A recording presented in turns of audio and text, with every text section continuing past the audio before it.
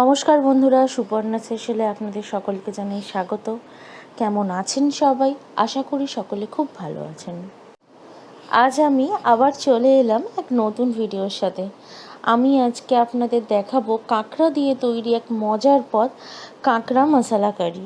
চলুন তাহলে দেরি না করে আমরা রান্নাঘরে যাই। ভিডিওটি স্কিপ না করে পুরোটা দেখার অনুরোধ রইল। যদি ভিডিওটা ভালো লেগে থাকে তাহলে একটি লাইক, শেয়ার, কমেন্ট ও সাবস্ক্রাইব করতে ভুলবেন না। আর পরবর্তী ভিডিও নোটিফিকেশানটা সবার আগে পেতে নিচে থাকা বেল আইকনটিতে একটা ক্লিক করে দেবেন।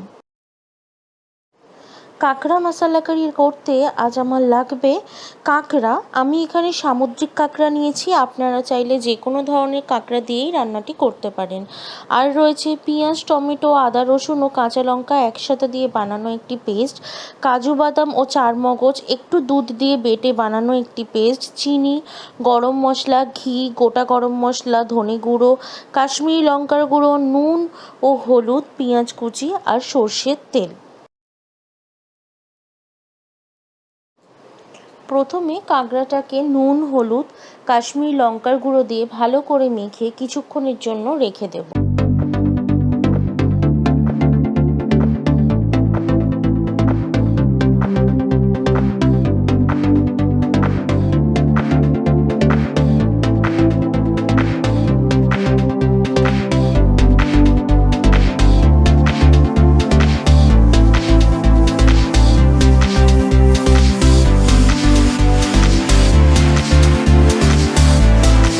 তারপর কড়াইতে তেল গরম করে তাতে কাঁকড়াগুলো ভালো করে ভেজে নিতে হবে।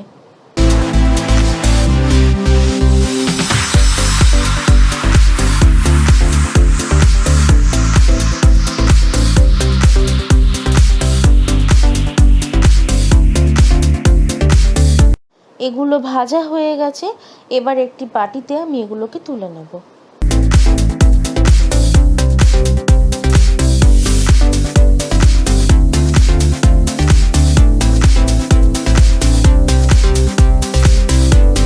তারপর ওই একই তেলে গোটা গরম মশলা, তেজপাতা, শুকনো লঙ্কা দিয়ে কয়েক সেকেন্ড নাড়াচাড়া করে নিতে হবে। এরপর এই তেলে পেঁয়াজ কুচি দিয়ে বাদামি রং হওয়া অবধি এগুলোকে নেড়ে নিতে হবে। তারপর তাতে বানিয়ে রাখা আদা, রসুন, পেঁয়াজ ও কাঁচা লঙ্কার পেস্টটা দিয়ে দেবো।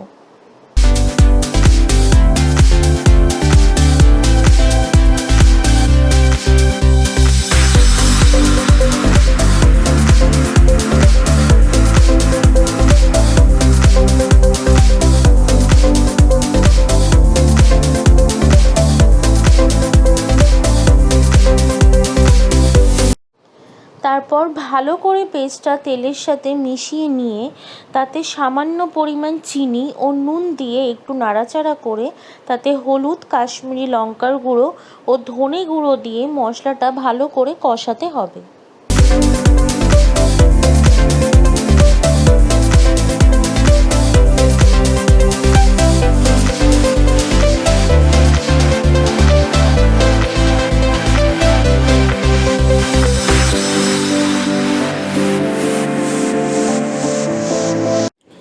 আমার গত ভিডিওগুলি আপনাদের যথেষ্ট ভালোবাসা পেয়েছে, তার জন্য আপনাদের কাছে অসংখ্য ধন্যবাদ।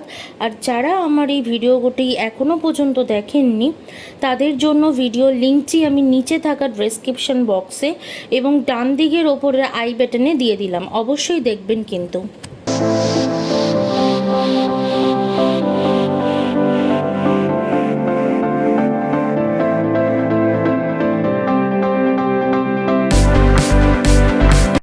মশলাটা ভালো করে কষানো হয়ে গেলে তাতে কাজু বাদাম ও চারমগজ দিয়ে তৈরি পেস্টটা দিয়ে দিতে হবে।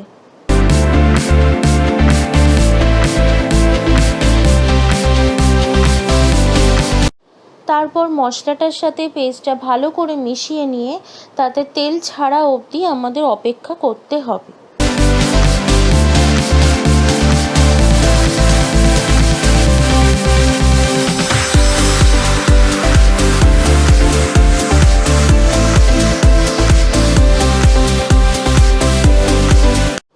মশলার গা থেকে তেল ছেড়ে দিলে তাতে অল্প পরিমাণে জল মিশিয়ে দিয়ে একটা বলক আসা অবধি আমাদের অপেক্ষা করতে হবে।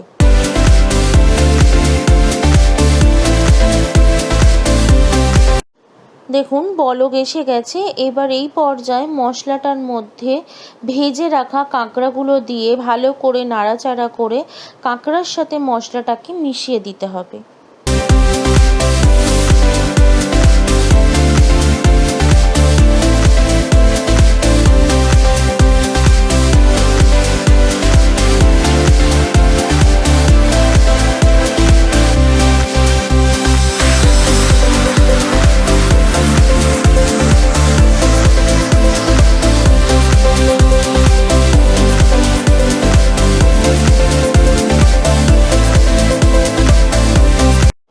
মশলার সাথে কাঁকড়া ভালো করে মেশানো হয়ে গেছে।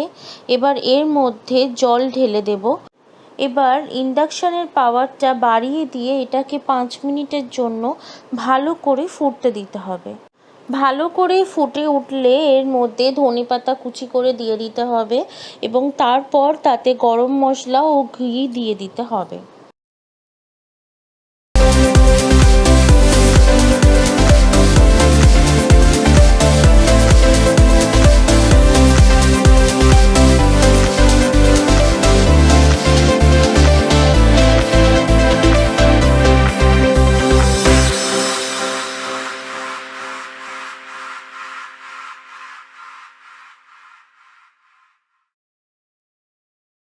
এবার এটাকে একটা পাত্রে ঢেলে নিতে হবে।